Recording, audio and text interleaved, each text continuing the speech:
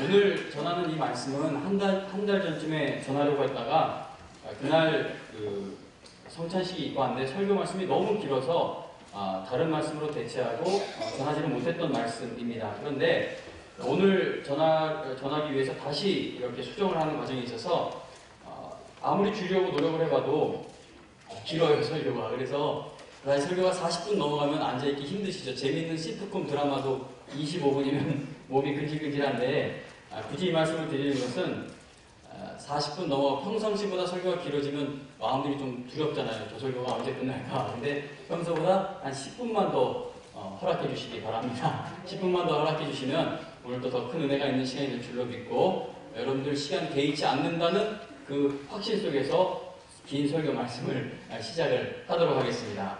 신명기는 모세의 고별 설교라고 말할 수 있습니다. 이스라엘 백성이 오랜 광야 생활을 끝내고 드디어 약속의 땅에 들어가게 될 날이 점점 다가왔습니다. 그러나 모세에게는 약속의 땅에 들어가는 것이 허락되지 않았습니다. 이스라엘 백성에게는 약속의 땅에 들어갈 날이 가까워지고 있는 것이지만 모세에게는 죽음을 맞이할 날이 가까워지게 된 것입니다. 죽음을 앞두고 말을 남길 때에는 가장 중요한 말을 하게 되어 있습니다. 그러므로 모세가 이스라엘 백성들에게 전하는 마지막 설교 말씀에는 이스라엘 백성들이 절대적으로 지켜야 할 매우 중요한 가르침이 담겨 있습니다. 신명기에 기록되어 있는 모세의 여러 편의 설교 말씀들 중 오늘 우리가 살펴볼 본문은 1절부터 한 10절까지의 본문을 살펴볼 텐데 너무 길어서 9절과 10절만 읽었습니다. 어쨌든 우리가 살펴볼 신명기 30장의 이 말씀은 모세의 여러 설교 말씀들 중에 일부분입니다. 모세의 마지막 설교 말씀의 일부분입니다. 모세는 이스라엘 백성들의 가장 큰 문제점이 무엇인지를 잘 알고 있었습니다. 광야 생활 40년 동안 이끌면서 이 백성들이 무슨 문제가 있는지를 잘 알고 있었죠. 출애굽한 이스라엘 백성이 왜 가나안 땅 입성에 실패하였고 그리고 앞으로 가나안 땅에 들어가서도 어떤 문제에 직면하게 될지를 모세는 너무나도 잘 알고 있었습니다. 그래서 모세의 마지막 설교를 우리가 살펴보면 이스라엘 백성의 문제가 무엇인지를 깨닫게 됩니다. 우리가 구약에서 이스라엘 백성들의 모습을 보면서 답답할 때가 많습니다. 하나님께 택한 받았음에도 끊임없이 하나님을 배반하고 그리고 하나님께 놀라운 복을 받았음에도 그 받은 복을 누리지 못하는 모습이 답답하다 못해 화가 날 때도 있습니다. 그런데 이스라엘 백성들의 이야기를 아주 먼 옛날 외국에서 일어났던 다른 나라의 역사 정도로만 생각해서는 안 될 것입니다. 우리는 이스라엘 백성들의 모습을 보면서 답답해하고 비판할 것이 아니라 이들의 모습에서 오늘 우리의 모습을 발견할 수 있어야 합니다. 하나님께서는 구원받을 만한 자격이 없고 구원받을 소망도 전혀 보이지 않는 이스라엘 백성들을 끝까지 그분의 은혜와 사랑으로 추격하셔서 그들과 맺으신 언약을 성취하시고 구세주 예수 그리스도를 이 땅에 보내주셨습니다. 그러므로 구약 성경은 신약에 와서 마침내 예수 그리스도를 통해 완성되는 그 구원의 은혜를 미리 보여주는 예고편이라고 할 수도 있고 또 신약의 그림자이다라고 말할 수도 있는 것입니다. 하나님을 끊임없이 배반하는 이스라엘 백성들의 모습은 바로 하나님께서 구원해 주셔야 구원받을 수 있는 우리 인간의 모습을 잘 보여주고 있는 것입니다. 절대적으로 하나님의 은혜가 필요했던 이스라엘 백성들, 유월절의 은혜가 아니었다면 그 어린 양 대속하는 그 죽음이 있지 않았다면 애국을 벗어날 수 없었을 이스라엘 백성들, 출애국 후에도 하나님의 강권적인 은혜가 아니었다면 가나안 땅에 갈 수 없었을 그 백성들, 가나안 땅에 들어가서도 하나님의 절대적 사랑과 은혜가 아니었다면 하나님의 언약이 이루어지는 일에 쓰임받을 수가 없었을 그 이스라엘 백성들의 모습이 바로 오늘 여러분과 저의 모습이라는 것입니다. 그러므로 모세가 가나안 땅에 들어가야 할 백성들에게 마지막으로 남긴 이 설교 말씀은 오늘 여러분과 제가 반드시 귀 기울여야 할 말씀이라는 것입니다. 고별 설교를 통해 모세가 지적하고 있는 이스라엘 백성들의 문제가 바로 우리 인간이 갖고 있는 문제라는 것이죠. 오늘 이 시간에는 모세의 고별 설교를 함께 살펴보며 인간이 해결하지 못하고 있는 문제가 무엇이고 그리고 그 문제를 어떻게 해결할 수 있는가에 대해서 함께 살펴보고자 합니다. 먼저 모세의 설교를 통해서 깨닫게 되는 인간의 문제가 무엇인지를 생각해 보겠습니다. 신명기 30장 1절부터 4절까지를 보시면 우리가 9절과 10절을 읽었는데 1절부터 4절에 보면 이스라엘 백성들의 문제, 즉 인간이 해결하지 못하고 있는 문제가 무엇인지를 발견하게 됩니다. 30장 1절부터 4절을 읽어드립니다. 모세가 백성들에게 마지막 설교 가운데 이렇게 이야기합니다. 내가 너희에게 진술한 모든 복과 저주가 네게 임함으로 네가 네 하나님 여호와로부터 쫓겨간 모든 나라 가운데에서 이 일이 마음에서 기억나거든 너와 네 자손이 네 하나님 여호와께로 돌아와 내가 오늘 네게 명령한 것을 온전히 따라 마음을 다하고 뜻을 다하여 여호와의 말씀을 청종하면 네 하나님 여호와께서 마음을 돌이키시고 너를 긍휼히 여기사 포로에서 돌아오게 하시되 네 하나님 여호와께서 흩으신 그 모든 백성 중에서 너를 모으시리니 네 쫓겨간 자들이 하늘가에 있을지라도 네 하나님 여호와께서 거기서 너를 모으실 것이며 거기서부터 너를 이끄실 것이라. 아멘. 지금 읽은 이 말씀을 보시면 하나님께서 복과 저주를 약속하십니다. 하나님 말씀에 불순종하면 악한 나라의 포로로 끌려가는 저주를 받게 될 것입니다. 하나님께서 약속하신 그 자리에서 잘려나가는 저주를 받는 것이죠. 그러나 마음을 다하고 뜻을 다하여 하나님 말씀에 그냥 순종이 아닌 온전히 순종을 하면 포로 생활에서 벗어나게 될 것이고 하나님께서 약속하신 놀라운 복을 받게 될 것이다 라는 약속입니다. 신명기 15장에 보면 하나님께서 어떠한 복을 주실지에 대해서 더 자세히 설명이 되어 있습니다. 신명기 15장 4절부터 6절을 조금 이렇게 중간중간 건너뛰면서 읽어드리자면 모세는 이스라엘 백성들에게 너희가 만일 하나님 여호와의 말씀을 다 지켜 행하면 네가 반드시 복을 받으리니 너희 중에 가난한 자가 없으리라. 하나님 여호와께서 네게 복을 주시리니 내가 여러 나라에 꾸어줄지라도 너는 꾸지 아니할 것이다 라고 그렇게 선포합니다. 오늘날 많은 설교자들이 복을 빌어주는 본문으로 사용하는 본문 말씀이기도 합니다. 이게 얼마나 굉장합니까? 이 너희 중에 가난한 자가 없으리라. 우리가 어느 당을 지지하든 만약에 대선 후보가 대한민국에서 가난한 자가 없게 하겠다 그러면 이건 뭐 이념이고 뭐고 다 내팽개치고 그 사람 뽑아야 돼요. 만약에 가난한 자가 없게 해준다는 약속을 할 수 있는 사람이 있다면 이건 그만큼 엄청난 약속인 것이죠. 하나님 말씀에 순종하는 가정과 사회와 나라에는 가난한 자가 없게 될 것이다 라고 약속하십니다. 하나님께서 계속 약속하고 계신 것이 무엇입니까? 하나님 말씀에 순종을 하되 모두 다 온전히 완전히 순종하면 그 순종이 곧 체험으로 이어지는 복이 된다는 약속입니다. 그리고 모세는 복을 받는 방법에 대해서만 이야기한 것이 아니라 만일 하나님 말씀에 불순종하면 하나님께로부터 등 돌리는 삶을 이어가게 될 경우, 즉 이기적이고 교만하고 자기중심적으로 살아가게 될 경우에는 하나님의 저주가 임하게 될 것을 경고합니다. 하나님 말씀에 불순종할 경우 하나님께로부터 잘려나가서 그래서 결국 포로로 잡혀가 사라지게 될 것이라는 무서운 경고의 말씀이 여기 신명기에 기록되어져 있습니다.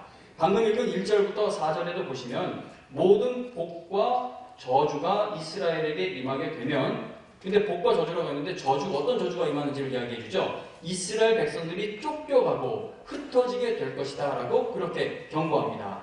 이스라엘 백성들에게 약속된 복과 저주를 나하고는 무관한 일이라고 생각해서는 안 될 것입니다. 앞서 말씀드렸듯이 이스라엘 백성들의 모습을 통해 보여지는 죄악된 모습이 바로 우리 인간의 문제이기 때문에 이스라엘 백성들에게 주시는 이 말씀이 구약시대에 수천 년 전에 다른 나라에서 한 백성과 하나님 사이에 이루어진 일이지만 여기서 우리는 우리의 모습을 발견할 수가 있어야 한다는 겁니다. 세상이 점점 더 악해지고 있는 이유가 무엇입니까? 정말 세상은 악해져요. 어제 그제 그 어린 아이 죽은 거 뉴스를 보면서 한 2번 정도 읽다가 더 못 읽겠어요. 더 자세하게 좀 알아보려고 읽다가 눈물이 나서 그 애를 어떻게 그렇게 방치해놨다가 죽일 수가 있습니까? 세상이 너무 악해지는데 세상이 점점 더 악해지고 있는 이유가 무엇입니까? 어떻게 사는 것이 바르고 옳은지를 알지 못해서 악해지고 있는 것입니까? 우리나라에 법이 없어서 우리나라가 점점 흉악한 범죄가 일어나고 있고 이렇게 사는 것이 힘들어지고 있는 것입니까? 사회학자들은 어떻게 살아야 건전한 사회가 될 수 있는지에 대해서 끊임없이 연구하며 책을 냅니다. 심리학 전문가들도 어떻게 해야 정서적으로 안정된 사회가 될 수 있을까를 끊임없이 연구하며 책을 냅니다. 정치 지도자들도 어떻게 해야 잘 사는 사회가 될 수 있을지에 대해서 끊임없이 고민하며 책과 정책을 내놓습니다. 어떻게 살아야 하는가를 알려주는 가르침은 이 세상에 이미 충분히 차고 넘칩니다. 문제는 우리가 어떻게 살아야 하는가를 알고는 있지만 그렇게 살아갈 능력이 없다는 것입니다. 예를 들어 탐욕을 부리지 않는다면 함께 공존할 수 있고 자연 환경도 보존될 수가 있을 것입니다. 이걸 모르는 사람이 어디 있겠습니까? 그러나 실행에 옮기지를 못한다는 것이죠. 우리가 어떻게 살아가야 하고 어떤 사회가 되어야 하며 어떤 가정을 이루어야 하는지에 대한 책들과 가르침이 계속 쏟아져 나오고 있지만 그렇게 살아가지 못하는 문제가 우리에게 있다는 겁니다. 베키 필퍼트라는 작가가 하버드 대학교에서 상담 심리학 수업을 듣던 중에 있었던 이야기를 그의 책에서 들려줍니다. 그 이야기를 읽어드리겠습니다. 한 젊은 남성이 그의 어머니를 증오하고 있으면서도 정작 자신은 그 사실에 대해서 인지하지 못하고 있던 경우를 연구한 것에 대해서 이제 수업 시간에 교수님이 설명을 해 주었습니다. 그 사례 연구에 의하면 치료 전문가가 그 젊은 남성이 자신의 어머니를 증오하고 있다는 사실을 깨닫게 해 주었을 때 그는 매우 마음 아파했다고 합니다. 그리고 자기가 어머니를 증오하고 있다는 사실이 너무나도 괴롭고 충격적이어서 그의 삶 전체가 무너지게 되었다고 합니다. 베키는 손을 들고 교수님에게 교수님, 그러면 치료사가 이제 어떻게 해야 그 젊은 청년이 어머니를 용서할 수 있는 마음을 갖도록 도울 수가 있는 겁니까? 라고 질문했습니다. 그러자 교수님은 수업을 듣는 그 하버드 대학교의 학생들을 쭉 바라보며 우리는 그저 그 젊은 청년이 어떠한 문제를 가지고 있는가를 알게 해주고 보여주었을 뿐입니다. 그게 다입니다. 라고 대답을 했습니다. 교수님의 대답에 수업을 듣던 학생들이 큰 충격을 받고는 여기저기서 손을 들고 질문을 하기 시작했습니다. 그러자 교수님은 학생들을 향해 여러분 잘 들으세요. 만일 여러분들이 용서할 수 있는 그 마음을 줄 방법을 여기서 찾고 있다면 여러분들은 수업을 잘못 들어왔습니다. 전공을 잘못 택한 겁니다. 심리학은 과학입니다. 우리는 사람들에게 새로운 마음을 줄 수가 없습니다. 라는 대답을 했다고 합니다.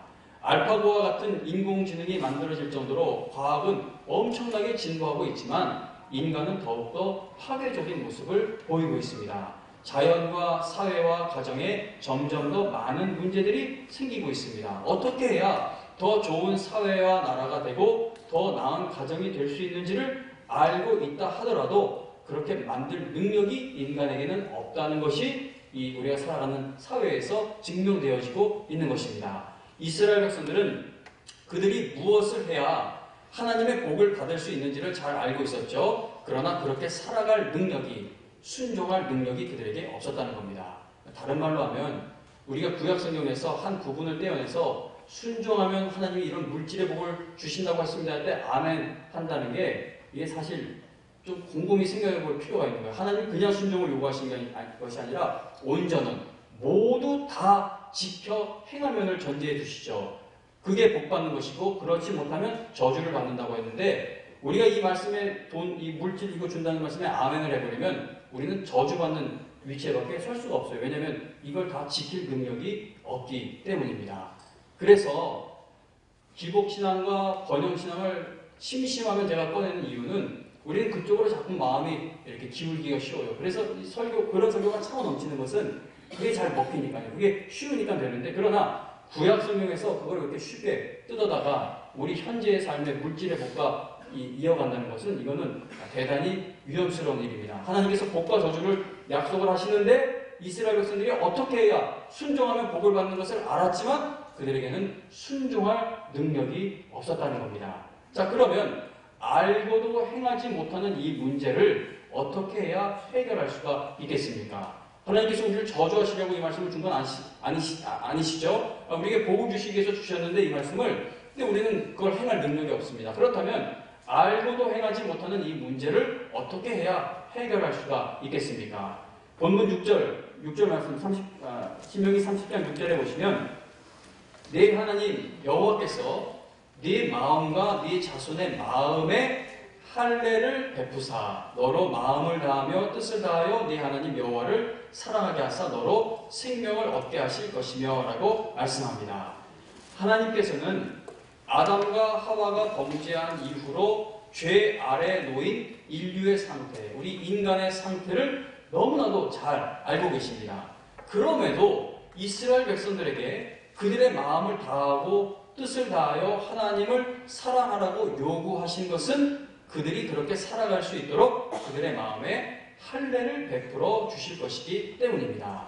아담과 하와가 범죄한 이후로 우리는 하나님을 찾는 일에 무능하고 순종할 수 없는 사람들이에요. 그럼에도 택함받은 이 백성들에게 그렇게 살라고 요구하시는 것은 살 수 없는 것을 어거지로 지키라는 것이 아니라 내가 너에게 마음의 할례를 베풀어 줄 테니 그 할례 받은 마음으로 그렇게 살아가라라고 요구하고 계신 겁니다. 방금 읽은 본문에 보시면 하나님께서 네 마음에 할례를 베푸신다라고 모세가 말하였는데, 자 여기서 우리가 마음의 할례에서 먼저 마음이 무엇인지를 생각을 해보겠습니다.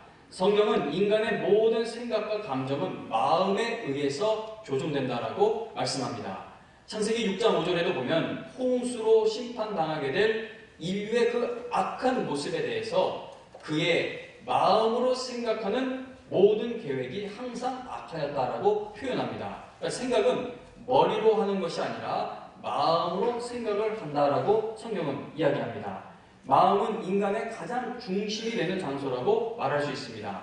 그래서 우리가 가장 좋아하고 가장 사랑하는 것, 가장 기뻐하는 것이 우리 마음에 있게 됩니다. 그러니까 마음에 있는 것들을 쫓아가는 방향으로 인생의 발걸음이 옮겨지게 되는 것이죠. 하나님께서는 그 마음을 보신다고 성경은 말씀합니다. 자, 그렇다면 지금 마음의 할례 중에 마음이 무엇인지 먼저 살펴보았는데, 그 다음 할례, 마음의 할례를 받는다는 것은 무엇을 뜻하는 것입니까? 할례를 쉽게 설명하자면, 오늘날 용어로 좀 바꿔보자면 오늘날의 포경 수술과도 같습니다. 할례를 받는 것이 이스라엘 백성들에게 중요했던 이유는 이 의식에 매우 중요한 의미가 담겨있기 때문입니다.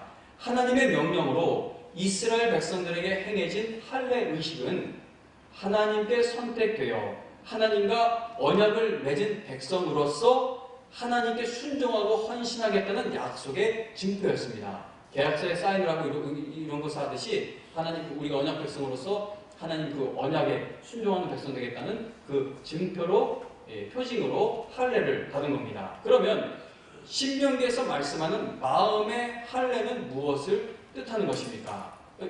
외적으로 행해지는 할례를 눈에 보이지 않는 마음에다가 행할 수는 없을 것입니다. 그러므로 마음의 할례는 분명히 비유적인 표현입니다. 자, 그렇다면 할례를 비유적 표현으로 사용하여 하나님께서 우리에게 말씀하시고자 하는 것은 무엇입니까?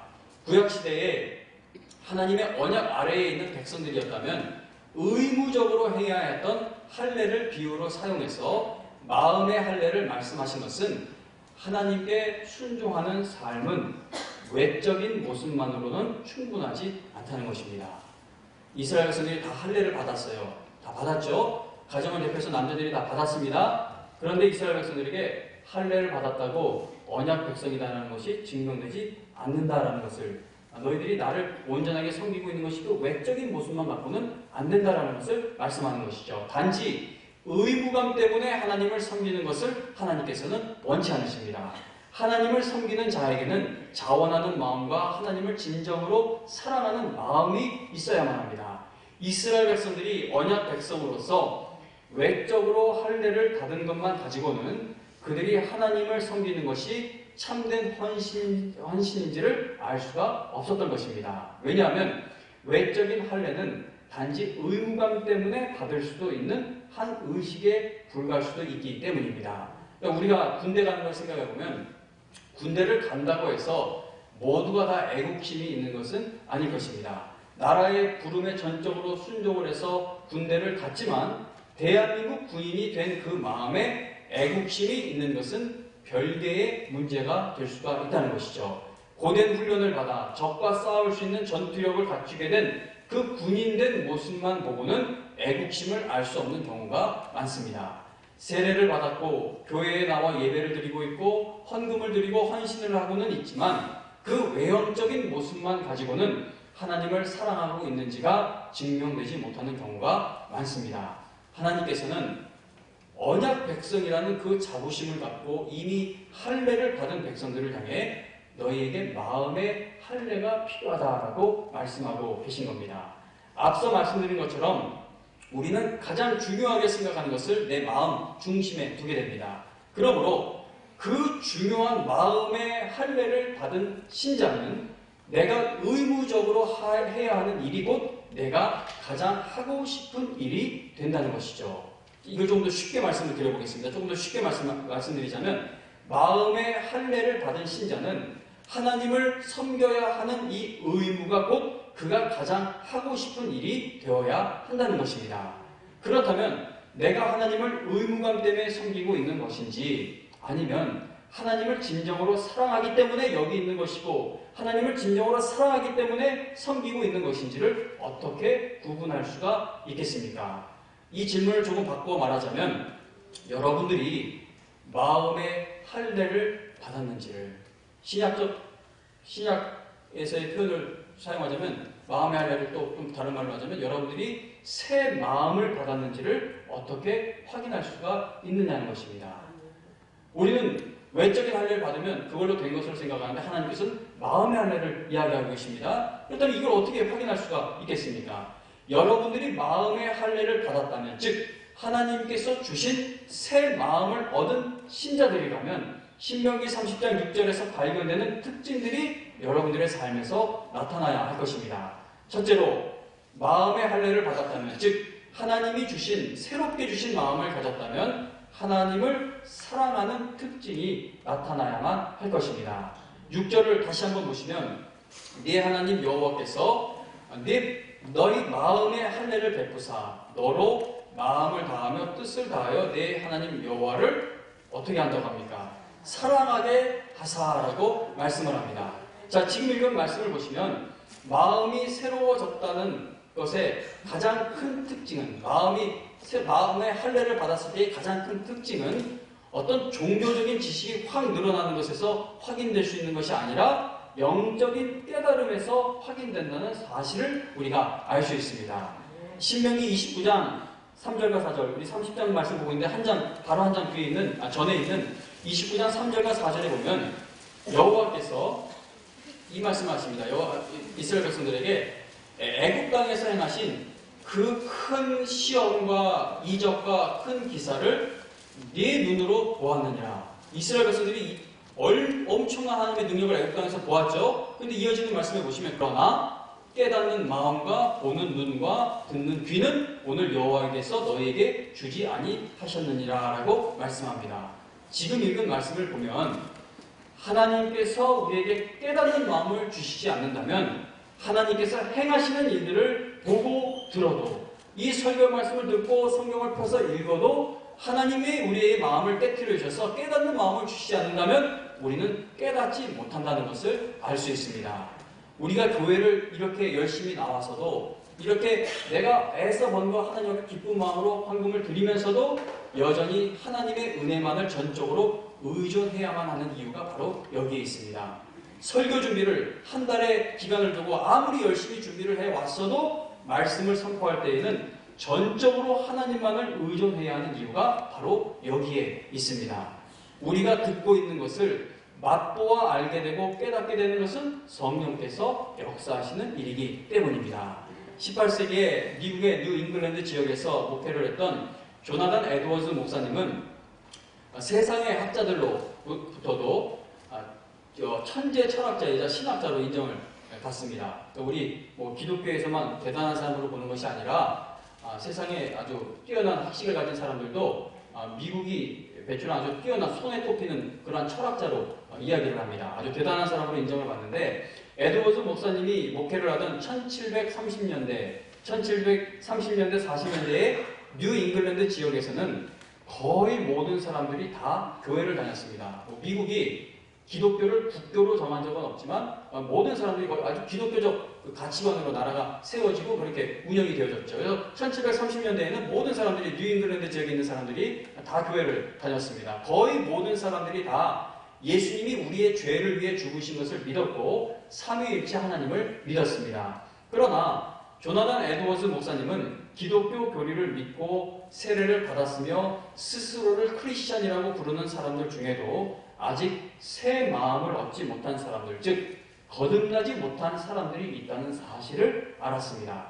에드워즈 목사님은 교회를 잘 나오고 있으며 종교적인 모든 모습을 갖춘 사람들 중에도 아직 거듭나지 못한 사람들이 있다는 것을 말하며 참된 신자와 그렇지 못한 신자의 차이점에 대해서 구분을 지었습니다. 자, 에드워즈 목사님이 말한 것을 그냥 제가 소화해낸 것으로, 제가 이해하는 바로 더 짧게 요약을 해서 간략하게 말씀을 드리자면 이렇습니다. 새 마음, 변화된 마음을 가진 신자들은 하나님의 아름다우시고 선하심에 이끌려 하나님께 순종하게 됩니다. 새 마음을 가진 신자들은 무엇을 얻어내기 위해 하나님을 사랑하거나 순종하지 않습니다. 변화된 마음을 가진 신자들은 하나님을 목적을 얻어내기 위한 수단으로 삼기 위해 사랑하지 않습니다. 새 마음을 가진 신자들은 하나님을 진정으로 사랑하기 때문에 순종하게 됩니다. 이러한 설교를 하면 듣기 싫은 것은 수백 년 전에도 마찬가지였습니다. 이 에드워즈 목사님이 굉장히 담대한 사람이죠. 저는 이런 분들 덕에 이거를 이렇게 여기 빌 붙어가지고 이렇게 전하면서도 두근두근해요. 교회만 하는데 여기밖에 없냐? 뭐 맨날 갔더니 죄 얘기하고 그렇게 믿어서 되겠냐? 그런 뭐 어쩌나 막 두근두근 하기도 해서 남의 설교를 빌려서 얘기를 하는데 이분은 직접적으로 이렇게 얘기를 했습니다. 그런데 이때도 이 설교를 듣기 싫어하는 것은 마찬가지였습니다. 에드워즈 목사님의 교회의 순수성을 지키기 위한 노력은 많은 교인들에게 불편함을 주게 됩니다. 그래서 결국 1750년에 230대 23이라는 압도적인 표 차이로 추방이 결정되어서 23년 4개월간 시무했던 교회를 47세의 나이에 떠나야만 했습니다. 오늘 설교 말씀은 미국의 티모시 켈러 목사님 설교에서 큰 도움을 받아 준비하게 되었는데, 티모시 켈러 목사님이 대학교 시절에 경험했던 일을 예화로 얘기하며 하나님을 사랑한다는 것이 무엇인지를 잘 설명해 주었는데, 그 목사님의 이야기를 읽어드리겠습니다.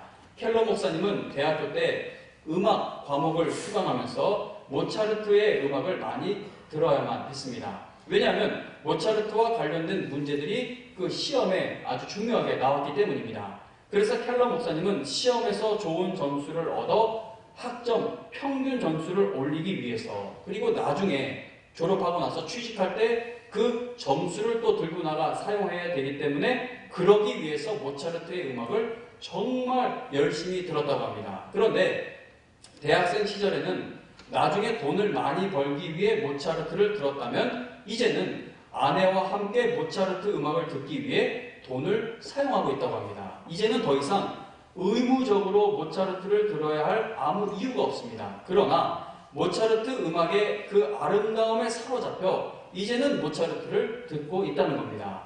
예전에는 목표와 목적을 달성하기 위해 모차르트를 들었지만, 즉 모차르트가 그에게는 수단이었지만 이제는 모차르트를 듣는 것 자체가 목표이고 목적이 되었다는 것이죠. 그 음악의 아름다움에서 만족을 느끼고 그 음악의 아름다움에서 기쁨을 느끼고 그 음악 자체의 아름다움에 이끌리게 되었다는 겁니다. 아직 새롭게 변화된 마음이 없는 신자들은 단지 용서를 얻기 위해, 단지 복을 받기 위해, 단지 천국을 가기 위해 하나님께 순종을 합니다. 하나님을 목적을 이루기 위한 수단으로 사용하고 있다는 것입니다. 그러나 마음의 할례를 받은 신자들, 즉 새 마음을 가진 신자들은 하나님께 가까이 가기 위해 하나님 안에서 기쁨을 누리고 하나님께 기쁨이 되기 위해 순종을 하게 된다는 것이죠. 그래서 새 마음을 얻어 하나님을 진정으로 사랑하게 된 신자에게 나타나는 또 다른 특징은 영적으로 성장하게 된다는 것입니다. 신명기 30장 6절을 보시면, 다시 한번 6절을 보시면, 하나님께서 마음의 할례를 베푸사, 우리가 방금 본 것은 네 하나님 여호와를 사랑하게 하신다는 것이죠. 네 하나님 여호와를 사랑하게 하사 또 하나 약속되는 것이 너로 생명을 얻게 하실 것이다 라고 말씀합니다. 근데 지금 이 말씀을 듣는 사람들이 죽은 사람들입니까? 다 살아있는 사람들이죠. 살아있는 사람에게 생명을 주신다는 것이 무엇을 뜻하는 것이겠습니까? 영적인 생명을 얻게 된다는 것을 뜻하고 있는 것입니다. 여호와를 사랑하게 되었다는 것은 신약의 표현으로 말하자면 거듭났다는 것을 의미합니다. 자, 거듭났다는 것은 더 쉬운 말로 하면 새로 태어났다는 의미이죠. 생명이 태어났다 하면 그 다음에는 성장의 과정이 있어야만 합니다. 아이들이 자라는 것을 보면서 우리가 깜짝 놀랄 정도로 빨리 큰다고 말을 합니다. 얼마나 그 자라는 속도가 빠르면 우리가 이거 애들 크는 것처럼 우리가 늙으면 큰일 나겠다, 그렇게 그런 얘기를 합니다. 제가 그 말을 들으면서 웃음이 나는 것은 그 애들 크는 것만큼 우리가 늙고 있는데 마치 아는 것처럼 이렇게 애들은 크고 나는 안 크는 것처럼 생각을 하는데 여기 빨리 세월이 가고 있습니다. 자, 애들을 보면은 정말 깜짝 놀랄 정도로 순식간에 큰다라고 하지만, 그러나 사실 아이들이 성장하는데 걸리는 시간을 계산해보면 결코 빠르지 않습니다. 부모의 진을 빼내는 그 긴 기간을 거쳐서 아이들이 성장을 하게 됩니다. 생명이 태어나서 성장하기까지는 시간이 걸립니다. 영적인 삶도 마찬가지죠. 새 마음을 얻게 되었어도 영적으로 성장하는 과정에는 시간이 걸리는 경우가 대부분입니다. 구역예배 시간에 공부하고 있는 팔복 말씀 앞에서 우리가 다들 난감해야 합니다. 왜냐하면 이렇게 살아오셨냐라고 질문하면 이렇게 못 살아왔어요. 그래서 이 말씀이 이렇습니다. 그럼 이제 이렇게 사실 겁니까? 라고 물어봐도 앞으로 그렇게 못 살겠는 거예요. 그렇게 살지도 못했고 앞으로 그렇게 살지도 못하겠는데 하나님이 그렇게 살라고 하시니 그냥 어쩌겠습니까? 그러도록 노력을 해봐야죠 라는 그 답변만 저를 비롯해서 이 방법이 없어 보입니다. 예수님의 성품을 닮아가야 함을 알려주는 하나님 말씀 앞에서 우리가 그런 낙심되는 마음을 갖게 된다면 가장 먼저 나는 정말로 마음의 할례를 받았는지, 신약적 표현으로 나는 정말로 거듭났는지를 확인해 볼 필요가 있습니다. 우리가 진정으로 거듭났는지를 어떻게 알 수 있습니까? 오늘 본문의 표현을 빌려서 질문을 좀 바꿔보자면 우리가 마음의 할례를 받은 사람들인지를 어떻게 알 수가 있습니까? 어떻게 해야 새 마음을 얻을 수가 있는 것입니까? 이스라엘 백성의 할례 의식에 대해 다시 한번 우리가 생각해 보겠습니다. 하나님께서는 왜 할례와 같은 잔인해 보이고 끔찍해 보이는 방식을 언약의 징표로 택하신 것입니까? 아니, 생각해보면 다른 방법도 있을 거 아니에요. 뭐 문신을 한다든지, 뭐 웨이파, 뭐 이렇게 각 지파 이름을 문신으로 새긴다든지, 아니면 뭐 머리 스타일을 좀 어떻게 한다든지, 뭐 여러 가지 생각을 해보면 다른 방식이 충분히 있을 텐데 굳이 몸에 큰 고통을 주고 피 범벅이 되게 만드는 잘라내버리는 의식인 할례를 언약의 징표로 삼으신 이유가 무엇입니까?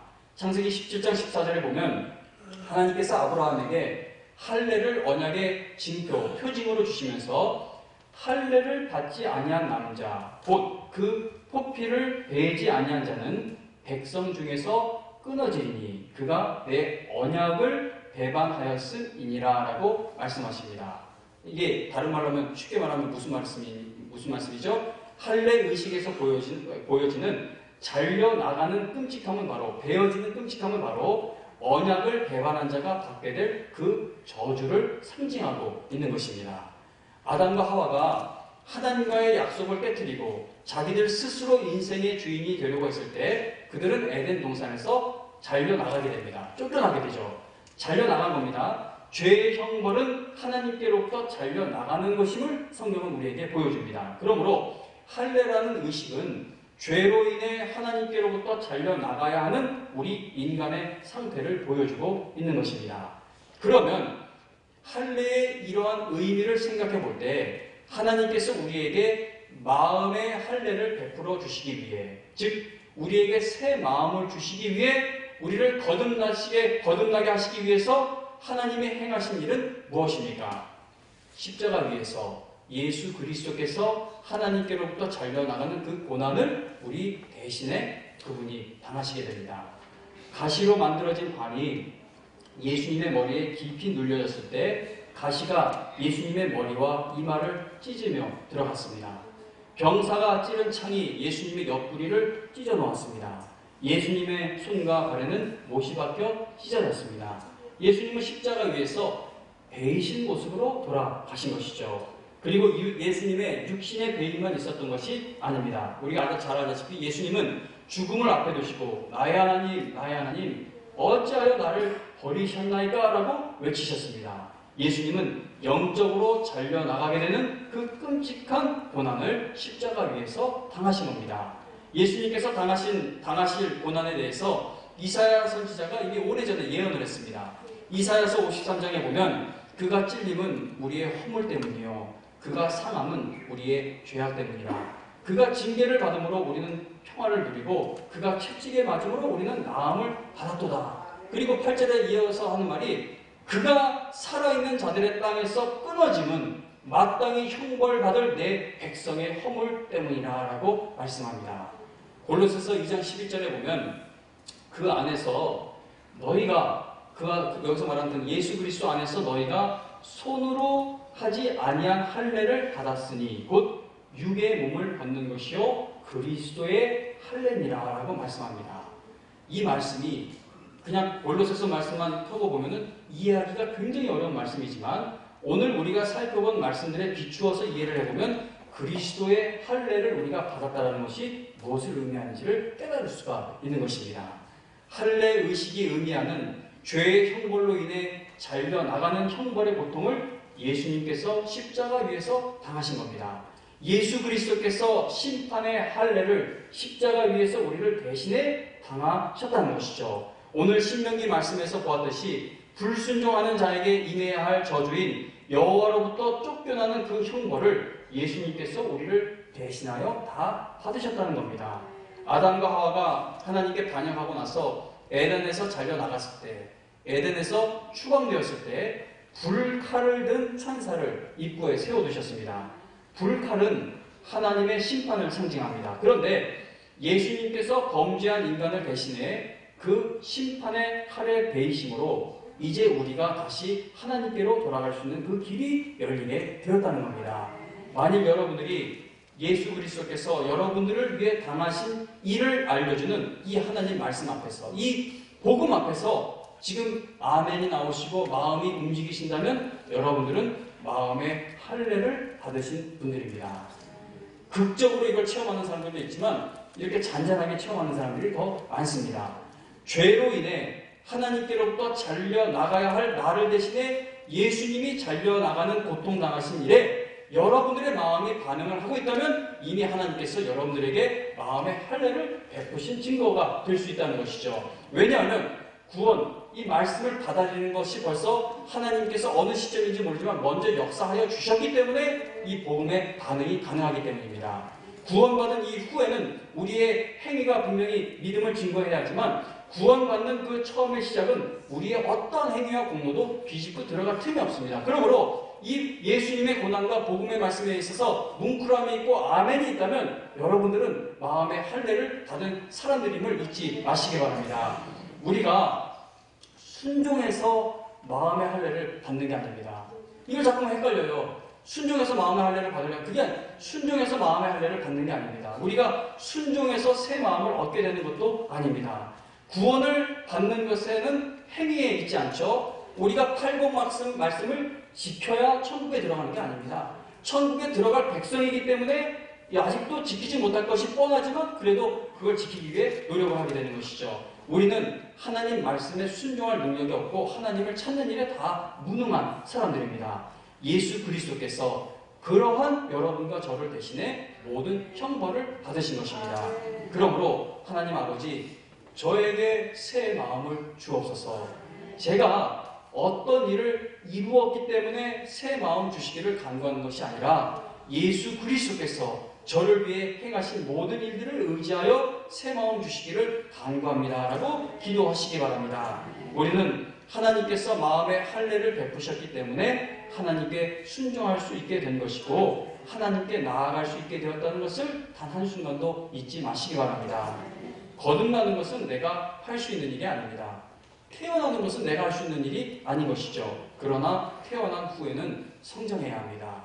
우리가 마음의 할례를 받은 것이 하나님께서 베푸신 일인 것처럼 마음의 할례를 받은 이후에 영적으로 성장하는 것도 주님을 의지해야만 가능한 일인 것입니다. 오랜 시간 집중해 주셔서 감사합니다. 마지막 이제 결론 페이지로 들어가겠는데, 예수님께서 나의 죄를 용서해 주시기 위해 얼마나 가난한 마음으로 이 땅에 오셨는지를 깨달아 갈수록 우리의 심령도 가난해질 수가 있는 겁니다. 예수님께서 나의 죄를 용서해 주시기 위해 하나님 아버지 앞에서 얼마나 애통해 하셨는지를 알아갈수록 나의 마음이 주님께 위로받고 힘을 얻기 위해 애통할 수가 있게 되는 것입니다. 예수님께서 나의 죄를 용서해 주시기 위해 온유함으로 얼마나 큰 고통을 이겨내셨는지를 알아갈수록 우리는 다른 사람들에게 예수님의 온유함을 나타내며 보내받은 그 땅에서 쓰임받을 수가 있는 것입니다. 예수님께서 나에게 그분의 의로 옷 입혀주시기 위해 얼마나 큰 희생을 치르셨는지를 깊이 깨달아갈수록 예수님께 기쁨이 되고 그분 안에서 기쁨을 누리기 위해 나의 의가 되시는 예수님을 목말라하고 갈망하게 된다는 것이죠. 영적인 성장을 내 힘으로 이루려고 하면 실패할 수밖에 없어요. 팔복 말씀을 공부하지만 한번 이렇게 살아보려고 내가 노력해서는 이건 100% 실패입니다. 만복의 근원 되시는 예수님의 은혜의 구원의 은혜에 감격한 사람이 팔복을 누리는 삶으로 변화되어 갈 수가 있는 것이고, 성령의 열매가 되시는 예수님의 은혜에 진정으로 감사할 줄 아는 사람에게 성령의 열매가 열리게 되는 것입니다. 예수 그리스도를 바라보시기 바랍니다. 예수 그리스도께서 십자가에서 이루신 일을 더욱더 깊이 깨달아가는 여러분과 제가 되어서 우리의 삶이 구원받은 목적대로 변화되어 가며 천국 가는 그날까지 꼭 귀하게 쓰임받게 되시기를 주님의 이름으로 축원합니다. 찬송가 436장 찬송 부르며 준비하는 분들입니다.